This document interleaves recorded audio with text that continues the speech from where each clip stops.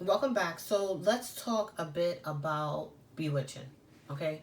So in my last video we talked about taming, and in this video I want to talk about and give you a little breakdown on exactly what the bewitching is. So bewitching is a superficial view of how the target views you. You want to be mesmerizing.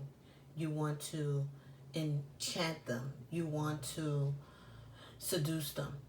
And you want to also have a bit of sexual energy combined with that as well when you're bewitching. When you're bewitching, you're casting a spell upon somebody, but it is something that is consistently hitting them over and over and over.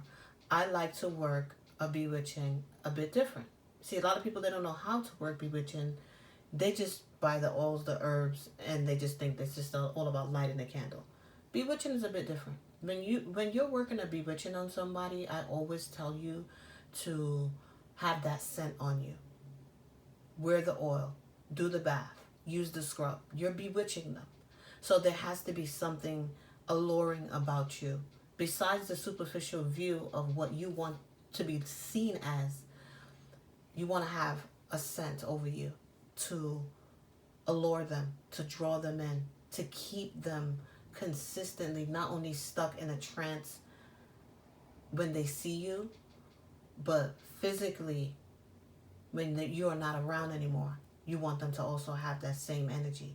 You want them to also just, when they think of you, you want to just also be just thought of in the most exclusive way ever. And when you're bewitching a man and you're not around him, you want him to think about you. When you're on the phone, you want him to think about you.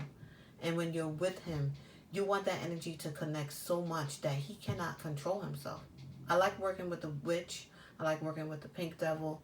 And I also like working with a purple candle for you or the person. So if you're a man and you're bewitching a woman, then I would tell you use a purple candle. And if you're a woman and you're bewitching a man, then I tell you to use the purple candle for yourself, but in the image of a woman. Because you want to have full control when it comes down to bewitching.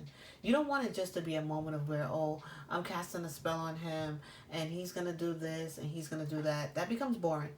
It really does. You want to be the only thing that this man could think of. You want to be seen in a different light as well. You want to be thought of in a different way. So everything that everyone has thought of you, he's not going to think that of you. She's not going to think that of you. You're going to be the most attractive.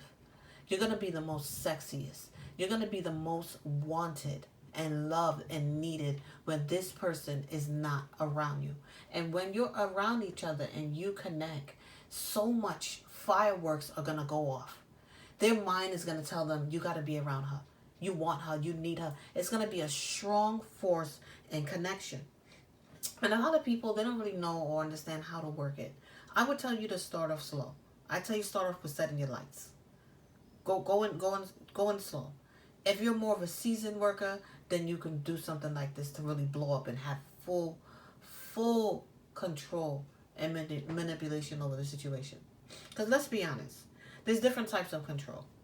There's different types of energies that you're going to build up when you're working a bewitching.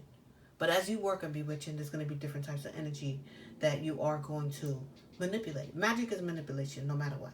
So control, when you're controlling somebody, there's lack of mental awareness. And when you're coercing somebody, it's a strong force against their will. The manipulation to me is the worst one. Because it could be good and it could be bad. But let's think about it. There's really no good things when it comes to being manipulated. You're making people believe that you have their best interest when you don't. You are tricking someone against their will. You are going to be working them against their needs and their wants and just specific for yourself. You're going to be changing the course of things to get what you want. Fuck everything they want. It's all about you. And to be manipulated is, to me, the worst thing. The compelling is unable to resist an overpowering act. So if somebody's compelling you, you cannot shake it off all the time. And it's going to be hard if you're compelled, manipulated, coerced, and controlled. So when it comes down to working your bewitching, where you're going to be, like I said, viewed much differently and in a nicer and a much more positive manner, You want to bring in some sweetness.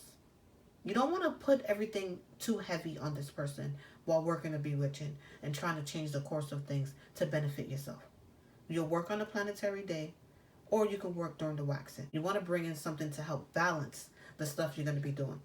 So even though you're going to be working a controlled sweet jar to bewitch them, you want to also bring in some sweet oil to bring in the calming and the balance that's needed. Now, the mixed herbs will have the things that you need to help manipulate, compel, coerce, and control. But you add in some sugars. You add in some sweet rices as well. And you want to make sure you're connecting the correct roots and curios as well. Because if the balance outweighs itself, too much control, they're going to know.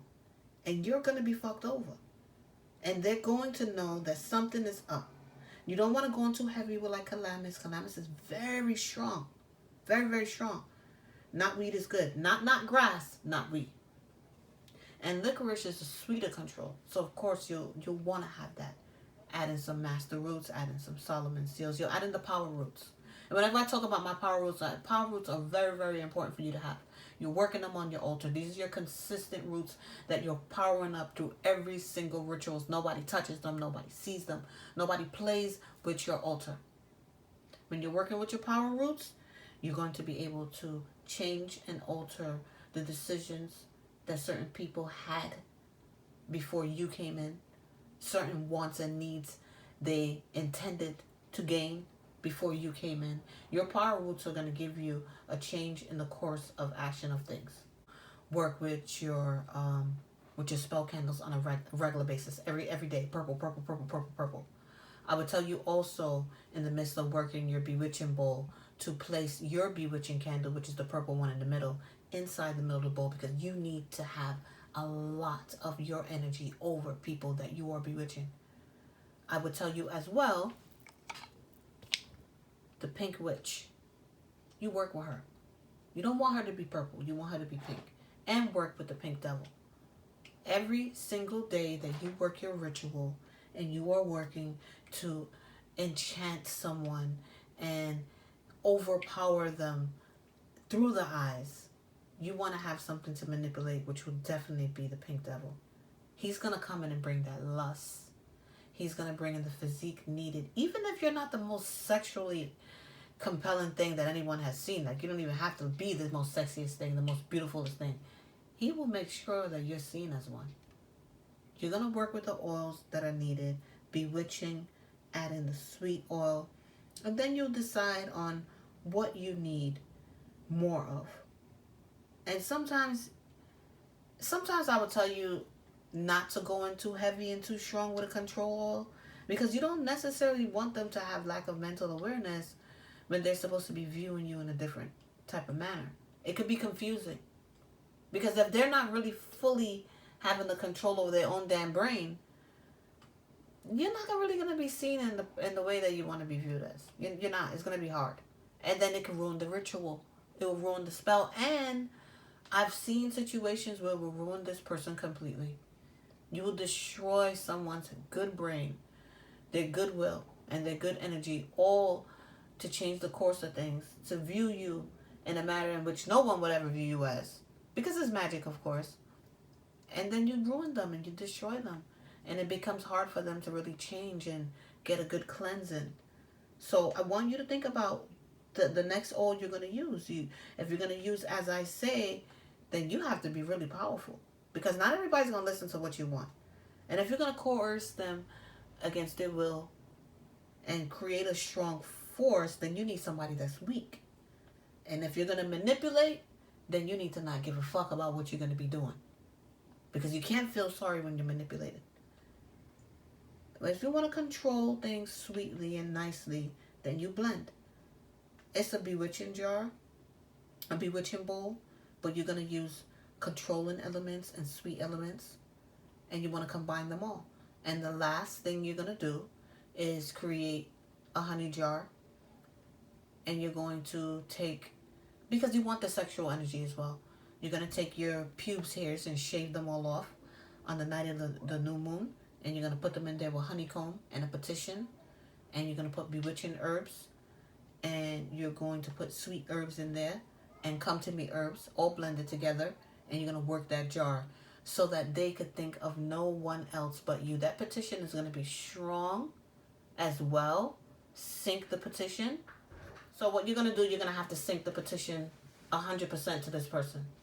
Now remember, the jar is for you to be more sexually alluring and sweet, and for them to only want you when it comes down to bed, basically. So you'll have every single thing else that you want, but if it's a situation to where you feel that you lack that, then you want to create this jar as well. All of the pube hairs go in there. This jar is going to be very personal, and it's going to be all for you, and it's going to be synced to them. So it has to be worked correctly.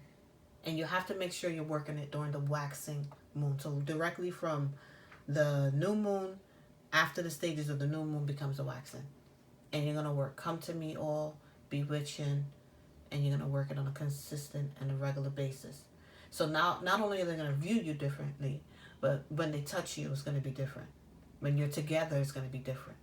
And them wanting you on a consistent and a steady basis is going to be something that's going to be out of their control. They're not going to be able to stop themselves from wanting to be around you. So you got to be able to put certain things together. I put the stuff in a jar, but I feel it's best sometimes when I'm working in a bowl. I like the energy of working in a bowl. And when I show you guys how to work certain things, add your touch, add your essence, put all your energy and your power within it as well. If you prefer a bottle, put it in a bottle. A bowl works nice because you could continuously put in a lot of the bewitching powder, a lot of the bewitching sugar, the control, the roots, the herbs, the oils, everything that's needed. You can blend well together better in a bowl. So hopefully if I've explained every single thing that you've needed to working your ritual, and you have a better understanding now on going towards bewitching or obsession, taming, binding. Like, subscribe, and stay blessed.